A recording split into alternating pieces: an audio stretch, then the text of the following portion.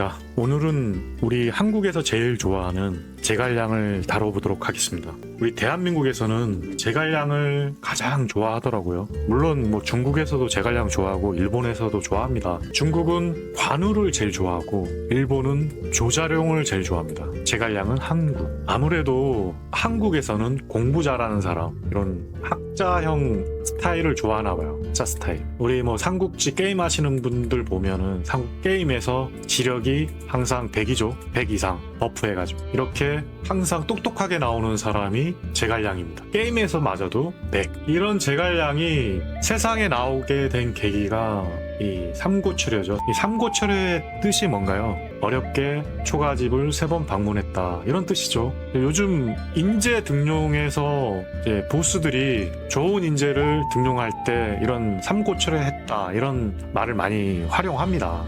그 당시 이제 유비의 입장을 보면 아주 강력한 위, 오를 상대하기 위해서 뭔가 정비가 필요했어요. 군사적 재능은 뛰어나죠.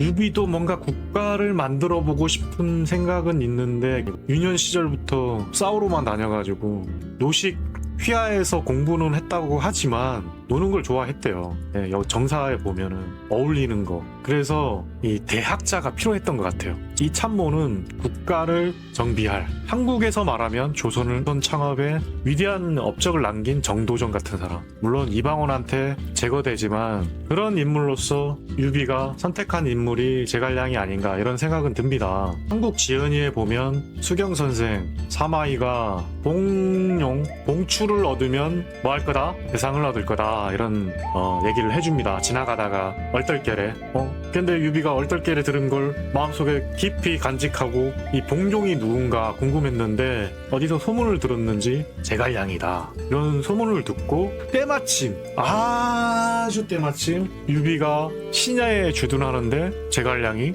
신야의 어느 산골 초가에 운둔해 있더라. 얼마나 이게 기막힌 타이밍입니까? 유비가 신야에 없었으면 제갈량을 얻지도 못했을 건데, 야, 딱 만나야 될 운명인 것 같지 않습니까? 유비와 제갈량은. 그 삼고철효가 좀 과장됐다는 말도 있고, 저도 조금 의문인 게 있어요.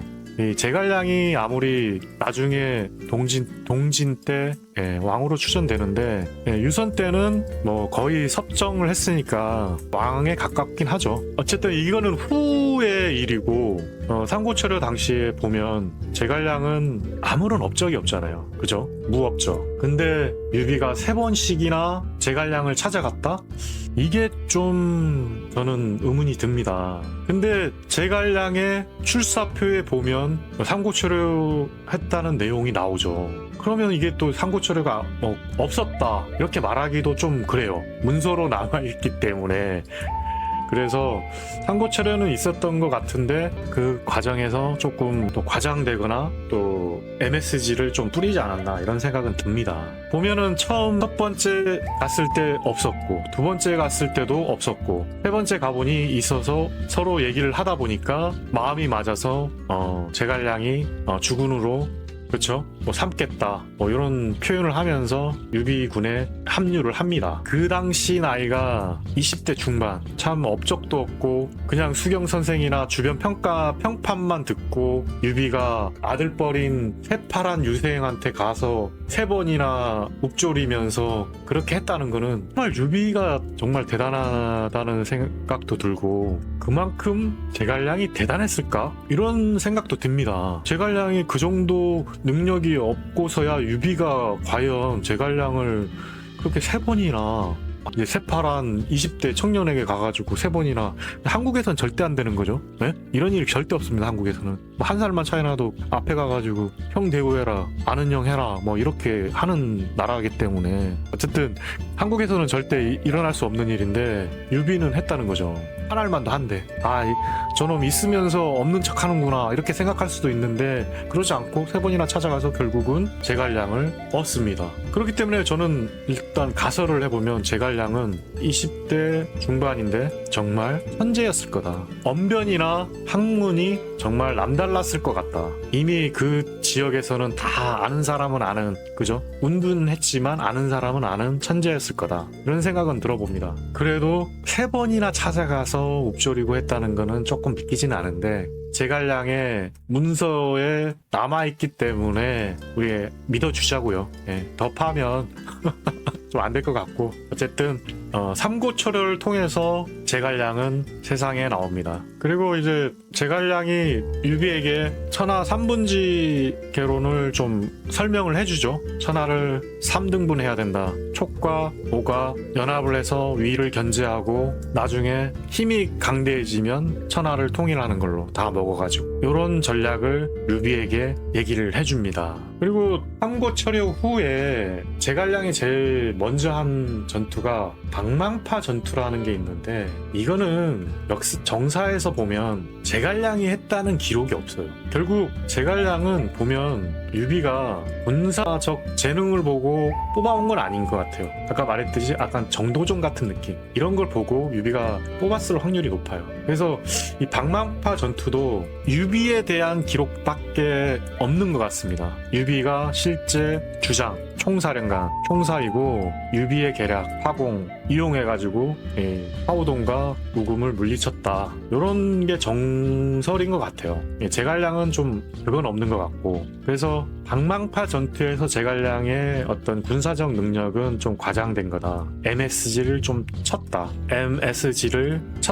이렇게 생각이 듭니다. 그리고 우리가 그 다음으로 제갈량을 봐보면 적벽대전에서 역할이 많이 나오잖아요. 송건을 끌어들인. 그래서 요것도 갑론을박이 있는데 이 적벽대전에서 손건과의 연합 이걸 이끌었다는 역사서도 있고 제갈량이 안 했다는 설도 있어요. 근데 삼국지연의에서 나올 정도니까 저는 이제 제갈량이 외교적 능력은 좀 있었을 것 같아요. 이런 걸 보고 유비가 뽑았을 거니까 행정과 외교 능력, 언변, 이제 논리적으로 어떤 상대를 설득하는 능력은 좀 뛰어나지 않았나 이런 생각은 듭니다. 그래서 적벽대전에 이제 가장 큰 역할을 한 거는 저는 손건과의 연합을 이끌어내는 거다. 그 과정에서 손건을 자극하고 손건의 자존심을 건드리고 유비는 할 건데 당신은 그냥 조조한테 투항하세요 이런 식으로 좀 뻔뽀질을 하죠. 자존심을 건드리면서 반대로 연합할 수 있게 소설에서는 그렇게 나오는데 실제에서는 어떻게 되는지 모르죠. 그런 거는. 그런데 어떤 외교관 역할은 좀 하지 않았을까 이런 생각이 듭니다. 동남풍이나 화살 10만촉 이렇게 만드는 거는 이거는 거의 허구고 그리고 적벽대전에서 실제로 이제 주장 역할을 한 게 유비라는 설도 있어요. 유비가 그냥 구경만 한 게 아니고 삼국지연의에 보면 마치 유비가 숟가락 얹히고 형주도 낼름 그냥 어부지로 얻은 것처럼 하는데 실제 유비가 엄청나게 기여를 했으니까 송건도 형주를 가져가는 거에 대해서 갑론을박을 못하지 않았을까. 나 임시 가지고 있을게 하니까 그러세요 형 그러세요. 예, 송건이 완전히 족같버리니까 삼촌 그러세요 이런 식으로 했겠죠. 예. 적벽대전에서 실제는 유비가 싸움을 전담했을 겁니다. 그래서 제갈량의 어떤 그런 부분 전투에서의 어떤 부분들 동남풍을 이끌어가지고 마치 적벽대전의 모든 공이 제갈량한테 있는 것처럼 포장한 거는 너무 과대평가다 이런 생각은 듭니다. 근데 송건과 유비의 어떤 연합을 이끌어낸 거는 사실인 것 같아요. 절반 정도의 역사서에서는 그렇게 나오니까 저희 내피셜로 해보면 제갈량이 어느 정도는 기여한 것 같아요. 왜냐하면은 뭔가 기여를 했으니까 계속 빌드업을 하고 나중에는 협정까지 할 수 있는 지위까지 올라간 것 같아요.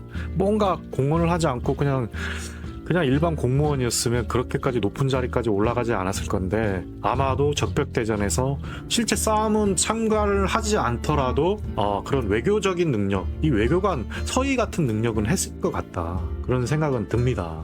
그리고 이 서촉평정에서 또 기여한 부분에 대해서는 초기에는 방통, 후기에는 제갈량이 했다고는 하는데 제가 생각해보면 제갈량은 보급을 담당했을 것 같아요. 보급하고 행정. 예, 이게 제일 중요해요, 사실은. 실제 싸움은 유비, 장비 이런 사람들이 했고 보급로가 끊기지 않게 이제 원활하게 워낙 행정 능력이 뛰어나니까 그 뒤에서 이 형주에서 오는 보급을 원활하게 이제 후방 지원을 하지 않았을까 이런 생각이 듭니다. 또 방통은 실제로 유비한테 군사적 작전이나 이런 걸 짜줬을 것 같고 뭐 물론 사망을 했습니다만은 제갈량은 그런 것까지는 안 한 것 같아요.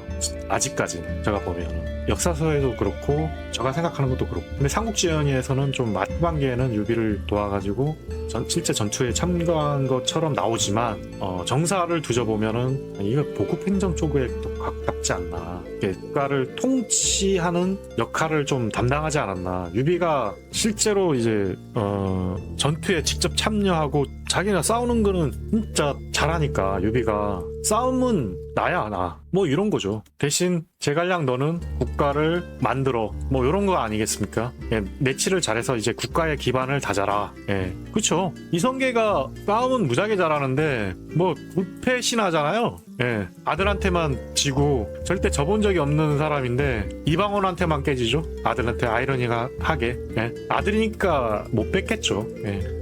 그런 것처럼 유비도 싸움만큼은 자신 있었는데 이제 행정이나 보급이나 뭐 국가를 기반으로 하는 사상이나 이런 거는 정비하기가 힘들죠. 유비가 도시 퀴아에서 공부는 했다고 치지만 공부보다는 대인관계, 친구들과 노는 거, 공손찬하고 놀러 다니기 바빠가지고 싸움하고 무인들하고 어울리고 이런 걸 좋아해가지고 크게 학문의 깊이는 없어 보여요. 뭐 책을 냈다거나 이런 것도 없어 보이고 이 대인관계를 많이 하다 보니까 진짜 유비가 잘했던 건 뭐냐면은 통찰력, 사람을 바라보는 통찰력 있잖아요. 저놈이 진짜 좋은 놈인지 나쁜 놈인지 저놈이 진짜 능력이 있는지 없는지 이런 걸 알아보는 통찰력은 뛰어난 사람이었다. 그래서 내가 부족한 거 너가 좀 해줘라 해서 이 서쪽 평정할 때는 보급을 담당하지 않았을까. 보급, 그 다음에 내치, 그리고 제일 중요한 국가의 틀로 우리가 열어갈 촉 안에 어떤 기반을 다져놔라. 뭐 이런 지시를 하지 않았을까. 이념, 국가 이념이 필요하잖아요. 통치하려면 그냥 동네 건달들 몇 명 모여가지고 야 우리 오늘부터 촉하자 하면은 무너져요. 여포가 안 됐던 게 그런 거죠. 옆에 어떤 통치 이념이나 무력은 있었는데 통치 이념이나 어떤 명분 이런 걸 만들어내지 못했기 때문에 이런 사람들은 그냥 군웅으로 있다가 그냥 사라지는 거죠. 서촉을 평정하는 기간 동안 제갈량은 아마도 앞으로 우리가 나아갈 국가에 대한 체계를 만들고 있지 않았을까 이런 생각을 해봐요. 그냥 대단한 겁니다. 이것만 해도. 예. 그래서 이성계가 정도전을 정말 신뢰한 거예요. 정도전이 무력이 있어서 무력이 있나요? 싸움에 공적이 있나요? 없어요. 이런 사상과 국가의 틀 이런 걸 만들 수 있는 기획력이 됐기 때문에 기획가고 마에스트로기 때문에 이성계가 정도전을 좋아한 겁니다. 만약에 제갈량이 없었다면 아마도 유비는 군웅으로 끝날 수도 있어요. 왕이나 황제보다는 어느 지역의 군벌로 끝났을 수도 있다. 저는 그런 생각을 해봅니다. 유비의 뛰어난 전투력, 제갈량의 보급, 내치, 유장의 무능력 이게 삼박자가 돼가지고 드디어 유비가 서촉을 평정합니다. 이게 한 214년경에 이루어진 것 같은데요. 연도는 추정입니다. 실제 연도하고는 틀릴 수가 있을 수도 있어요. 역사서들도 조금씩 달라가지고. 근데 214년에 이루어진 게 거의 맞는 것 같긴 해요. 스완성, 지금의 스완성 성도에서 이제 촉한의 기반을 닦죠. 그러다가 뭐 유비가 한중 지역을 얻고 한중항에 오릅니다. 근데 유비의 브라더들 관우가 죽고 난 후에 이 송곤이 관우를 죽이고 조조한테 목을 바치죠. 조조한테 다 댐탱이 씌우려고 했는데 조조는 그걸 간파하고 이제 관우의 장례를 후하게 치러줍니다. 진짜 왕의 예우로. 그래 버리니까 유비가 복수심이 송곤에게 가죠. 근데 제갈량이 정말 이 이릉대전 하지 마세요 하면 안 됩니다. 지금은 할 때가 아닙니다. 그리고 제갈량이 제일 원했던 거는 이 3분지계 우리가 연합을 해서 위를 견제하고 위가 중원을 장악했기 때문에 물자가 풍부하잖아요. 물자나 인구가 많기 때문에 절대 우세거든요. 절대 우세. 만약에 이 둘이가 싸운다면 둘 다 소모전이 될 거고 위에만 진짜 유리한 형국이 돼버리는 거예요. 둘 다 뭔가 인구도 줄어들 거고 자원도 소모돼 버릴 거잖아요 지금. 그러면 위는 콧바람 불면서 룰루랄라 있다가 지켜만 보다가 뭐 각계전투로 여기를 치든 여기를 치든 더 피해가 심한 데를 쳐서 먹어버리면 삼국 통일이 돼버리는 거예요. 이런 걸 생각해서 제갈량은 유비의 이릉 대전을 말린 것 같아요. 유비가 지금 막 흥분해가지고 좀 너무 감성적으로 가는 것도 있었고, 전쟁에서 질 때가 꼭 이래요. 흥분하거나 감성적으로 가면 전쟁에서 져요. 네, 심리전에서 조급하거든. 흥분한 사람들은 조급하고 흥분 안 한 사람들은 딱 지켜보잖아요, 이 약점을. 그래서 보면은 제가 손자병법 되게 좋아하는데 이거 보면은 항상 흥분시키잖아. 적을 테이크도 하고. 제일 많이 쓰는 게 뭐예요? 약한 척 골짜기로 유도해가지고 화공이나 돌로 다 때려 죽이는 거. 여기 군대가 있다면 골짜기로 유도하죠. 골짜기로 유도해가지고 약한 척 도망가는 거죠. 야, 우리 약해 하면서 얘는 흥분해가지고 막 쫓아가죠. 근데 여기는 매복이 딱 있는 거예요. 화공으로 다 몰살시켜버리죠. 흥분하고 이성을 잃으면 져요. 이런 것처럼 이미 유비는 이성을 상실했다, 이렇게 판단한 거예요. 너무 흥분했다, 관우의 죽음 이후 복수심에 좀 사무쳤다, 이렇게 판단한 것 같아요. 결국 유비는 패합니다. 패하죠. 육손에게. 손실도 컸어요. 장수들 많이 잃었고, 특히 마량을 잃은 거는 큰 손실입니다. 마량. 예. 마량이 내정도 가능하고 군사적 어떤 참모 역할도 간간히 해주는 사람인데 이런 뛰어난 인재를 잃었다는 게 더 큰 손실입니다. 그리고 유비가 이릉대전에서 참패하고 그냥 거의 대패를 해버려가지고 서생 육손에게 합병으로 거의 죽었다고 보는데요. 이때도 죽으면서 우리 아들이 왕으로서 자질이 있으면 왕시키고 아니면 자질이 없으면 당신이 하시오, 이렇게 말한 거는 이거는 유비가 제갈량을 100% 신뢰는 안 한 것 같아요. 예. 무슨 말이냐 하면은 이 사람이 우리 아들을 해하고 왕에 될 수도 있겠다, 이런 생각을 했던 것 같아요. 그만큼 이까지만 해도 이미 제갈량은 유비 다음인 거예요. 유비가 사망하고 유선이 등극할 때 섭정을 하기 시작하죠. 섭정을 하기 시작하고 명목상 왕이나 이런 직위는 없었지만 거의 보면 이제 무인정권 시대 최충원의 역할은 한 것 같아요. 그래서 유비 사망 이후에 섭정을 하기 시작합니다. 제갈량의 거의 통치 이념은 법가인 것 같아요. 법치. 사후에도 제갈량이 너무 근면해가지고 뽕나무 몇 그루 이런 거밖에 없었다고 하니까, 예, 가진 게 그 정도의 권력이면 무슨 황제를 능가하는 집 고래등 같은 집 있었고 이렇게 해야 되는데, 제갈량이 그러지 않고 존경을 받았던 게 이 법을 엄격히 다루고 그 다음에 자기 자신한테 관리, 부정부패를 안 했던 거, 이게 없었기 때문에 정말 제갈량이 사후에도 되게 존경받고 지금까지 존경받는, 제갈량은 좀 괜찮은 사람이다, 이렇게 좀 이미지화된 것 같고 실제로도 그랬던 것 같아요. 그런 면에서는. 예. 그리고 이 남만정벌이 있는데, 남만정벌도 우리 7종 7금이라는 게 있어요. 7종 7금. 요건 아닌 것 같고, 한 번 가서 얘를 때려잡았는데 근데 또 반란을 일으켜. 한 2번 갔어요. 2번 가가지고 설득을 한 거야. 불러가지고. 예, 설득을 하니까 알았어요, 이런 쇼부는 난 것 같아요. 근데 삼국지연의에서 말한 7종 7금은 없었다, 이렇게 보입니다. 이게 처음으로 이제 어찌 보면 군사적 총사 역할을 한 게 남만정벌이지 않았나, 이런 생각은 듭니다. 더 엄밀히 보면 북벌이긴 한데 이때부터 군사적 능력을 발휘했던 것 같아요. 남만정벌이라고 하면은 좀 약한 세력이기 때문에. 그리고 이제 제갈량의 이제 하이라이트죠. 자, 1차부터 5차까지 1차 땐 마속 아쉬웠죠. 근데 마지막에는 죽어버려요, 오장원에서. 다 될 뻔했는데, 예, 참 이게 50대 중반에 54세로 알고 있는데 한 50대 중반에 젊은 나이에 전쟁 중에 사망을 해버립니다. 과로사였던 것 같아요. 늘 일이 많죠. 국가 경영, 또 국벌, 인재 기용 등 해야 될 일이 너무 많은 거예요. 그러다 보니까 스트레스를 못 풀었던 것 같아요. 우리도 워커홀릭 하면 빨리 죽습니다. 그러니까 스트레스 쌓이면 노래방도 가고 지인들하고 즐기기도 하면서 살아야 좀 오래 살고 이렇고, 스트레스 받으면 빨리 죽습니다. 일만 하면 운동도 하고 일도 하고 그렇게 즐기면서 사셔야 되고요. 이제 마무리를 해보면 제갈량은 뛰어난 천재는 맞는 것 같아요. 국가를 만들다, 정도전 같은 역할을 했다. 국가 통치 이념을 만들고 촉한의 어떤 기반을 다졌다. 촉한이 오래가진 않지만 그래도 50년 이상은 가니까 그래도 어떤 기반은 다졌다, 그런 생각은 들거든요.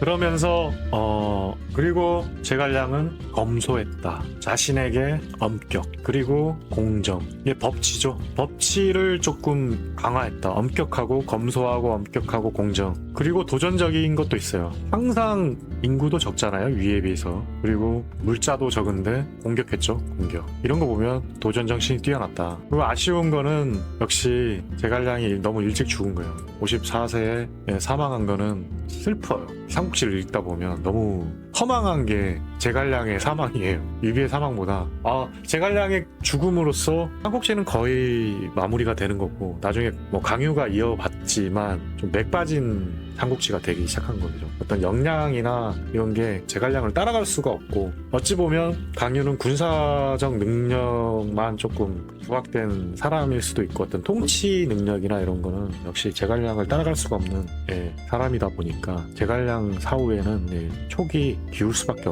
없는 거죠. 유선도 제갈량처럼 강유를 대하지 않으니까. 그렇죠. 제갈량은 거의 아버지처럼 되었잖아요. 어쨌든 우리 제갈량이라는 우리 인물을 다룸으로써 제갈량의 공과 뭐가 있겠지만 제갈량은 진짜 뛰어난 인물이고 충분히 존경받을 인물이라고 저는 개인적으로 생각이 듭니다. 여러분은 어떻게 생각하시는지요? 제갈량에 대해서 감론을 또 많겠지만 댓글 많이 달아주세요. 어떤 의견이나 댓글 달아주시면 또 다시 한번 제갈량에 대해서 한번 또 다룰 기회가 있었으면 좋겠고요. 여러분 좋은 시간 되셨나요? 그럼 구독, 좋아요, 알림 설정 꼭 부탁드립니다. 감사합니다.